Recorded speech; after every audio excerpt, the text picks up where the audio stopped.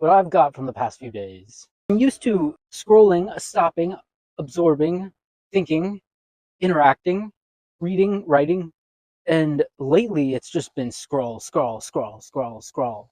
That's on me, I guess, but it's something that I'm not used to with how spoiled we got there for a little while with the algorithms.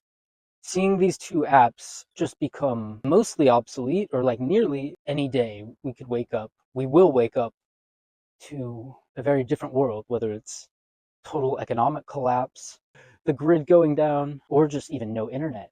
One day you wake up and there's a parental block over the entire internet for the whole world. At least us common folk. Anyone who doesn't have a bunker doesn't get internet anymore. That would be worst case. Second place to that, just barely, is if everything you see is fake.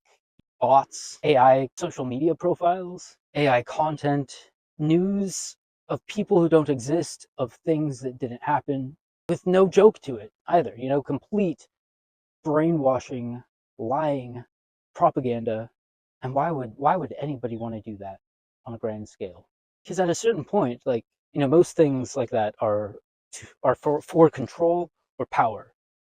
I feel like there's plenty of that going on already. There's no reason to want any more control or power. Just let the human experiment, like the rat city, that's what humans are on a planet or in our fishbowl. We are just like a little rat city experiment. Bunch of pixels of consciousness animating bodies having this experience. Oh, I just got chills. If everyone would just let the experiment do its thing, more people would take care of more other people besides themselves. Especially if capitalism was not our religion, albeit very forced and illogical. Like, it just doesn't make sense. Plunder, destroy, suck dry, move on, leaving a trail of just bullshit in its wake. Cycling through bodies, resources, ecosystems, precious time on this planet, just so that the people at the top can keep playing their game of Monopoly. They're gambling, I guess. Normal people, like the ones who aren't moving the game pieces around at the rest of the world's expense, normal people don't do mass shootings or terrorist events. I almost did finger quotes, but there's so many guns in the world and people aren't using them. There are so many train tracks covering the land and people aren't derailing trains. We all just want to mind our own business and not be sick, not suffer, just do what makes us happy. Hopefully, if you're really lucky, with people who are happy to be doing it with you. We all just want to live. We're not trying to make someone or something else experience the opposite of that. And yet, these things still do happen in the world. And the more you learn about them, the more you question what is real. It appears that we've already come to that era of the internet, where our algorithms are being messed with, where it is becoming more rare to witness authentic humanness. For a while there, scrolling on my feed was life changing. It was magical. It really was like a scrying mirror, a portal into a higher consciousness. And now it's full of slop. And maybe I've exhausted the novelty of it, but at the same time, that's the thing about an authentic algorithm is it's going to show you new things. It used to operate on novelty. What's exciting, what really catches your eye, what keeps you engaged. The best and worst ways didn't really matter. There was no censorship over the conditions of which content was allowed to be seen and which was not. This past week, I've been seeing so much AI news about current events, fake videos that are being passed off as authentic, stuff that is clearly propaganda, straight from the CIA meme department. It is proven that there are people who have used meme wars and internet culture to sway or shape public opinion about various things. And not even public opinion on things like left versus right shenanigans. It's more like public opinion as, did this really happen? Did this major world-changing event actually take place, or was that AI generated? Were the images and the people you saw speaking on your screen, were those actual things that happened in the real world, or were those just made up? They've never existed in 3 dimensions. If I had to choose between AI and nature, it's nature every time. Every time. I would prefer to go back to simpler times, but we cannot. The only available option is to learn to live in a world with the new technologies, coexist with the robots. Mainly, do not fear the unknown. Do not be afraid of total destruction. Do not be afraid of quantum intelligent, non-sentient overlords. It is never the technology or the machines that you should worry about. It's the humans that control them and operate them. Powerful magic does not belong in evil men's hands. Godlike abilities does not belong to devils, demons. And I see a lot of artificially generated content that is so funny and being used for good, not trying to trick anyone into it being real. Clearly that is not real, but it looks real, but we know it's not real because it's telling a joke. I'm grateful for new technologies. But when it starts meddling with the human experience, lying to, taking advantage of, pretending to be human, ugh. And the thing is, with how tweaked our algorithms are getting, with how much we are being propagandized to, you can't fully trust what you see anymore. You have to know that a lot of it is going to be fake. Even the things that you believe at first are going to turn out to be fake. The people who own these apps have agendas, and there are narratives that are being pushed. And at this point, you have to expect that what you're being shown is what the wrong people want you to see. What is the real story? What is really going on? What are the real reasons for the things that happen? What do they know about future events that we don't know?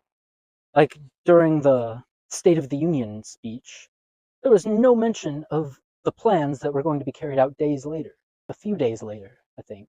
They have plans that they're hiding from us while they are attempting to distract us with other things. They have reasons that even we can't guess, I'm sure, because they're personal reasons. These armies are given orders by men with personal interests, personal fears and insecurities, and a lot to lose. They have so much more to lose that we're the ones who end up losing anything. In this material world, they're the ones who are lost spiritually. There's no hiding from the Creator. There's no staying alive long enough to escape it, or hacking dimensions to flee to another reality somehow. No, you can't go to another planet, you can't go to another dimension. You will be held accountable for how you conducted yourself while you were in a body. Even the most evil people are different incarnations of ourselves, because we are all the same thing. We are all consciousness, but then there's, I don't know, genuinely, like, if you get so evil, it's just another archetype in the zodiac of souls. And most of us by now have evolved past that level of depravity and selfishness up into heart-centered living, appreciation for nature, other humans and animals and plants. We need a new app to connect with each other. Basically just replace TikTok and Instagram with something that is not censored or altered or controlled in any way. Anything goes. The Reddit version of Instagram and TikTok, in a way, except with no moderators and no filters, so you can trust that what you're seeing is authentic. Users can just flag anything that is AI detected without being explicit. We don't want to see AI generated girls. We don't want to see AI generated events. We don't want to see AI generated information. Anything that is good that comes from AI is because it came from a human using it as a tool. Basically, just like a more advanced video editing software. But if you're passing off fake news or a fake human experience, especially if it's to push a narrative or sway public opinion or make money, even AI art is so bad because of how damaging it is to the environment. I think the data centers that are being built are for more than just processing power or storage for what we have now.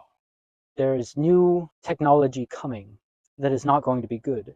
Whether it's the robot police, the drone surveillance swarms, a domestic terrorist military of bots, something bad is coming from it.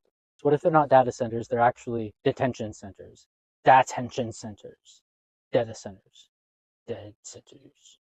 Just warehouses for the human slaves to keep the machines running.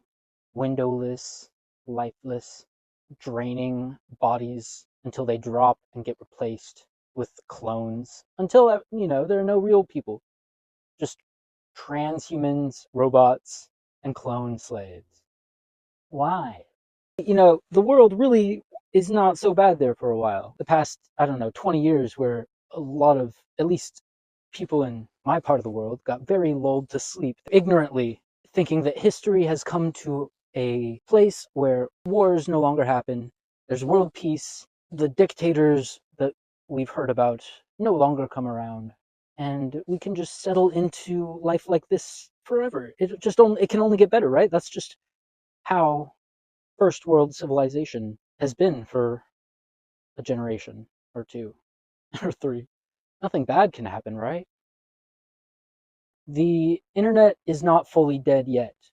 We still have ways to send signals out and sift through all the noise to get the information we're looking for the most part.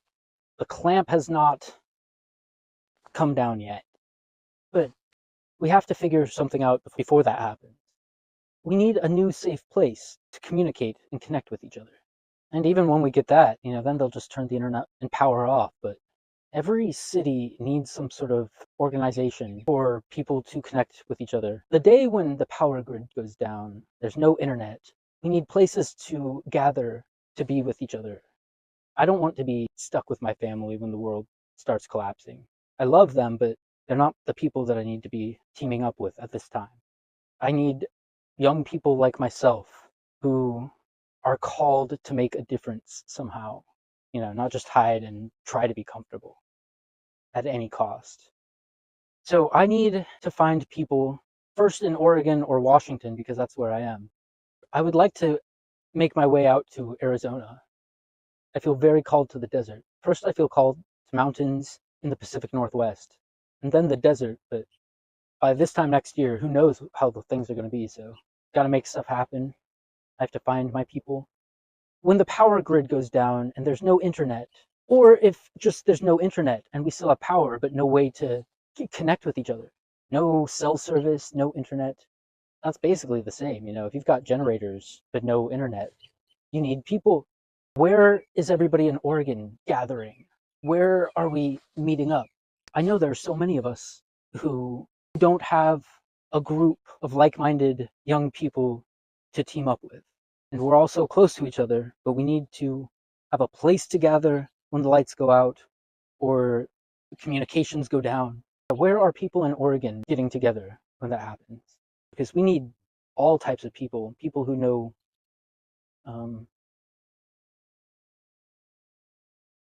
oh, there's someone walking across the bridge. They're going to look at me. I'm kind of done anyway. I don't trust that the camera is still rolling.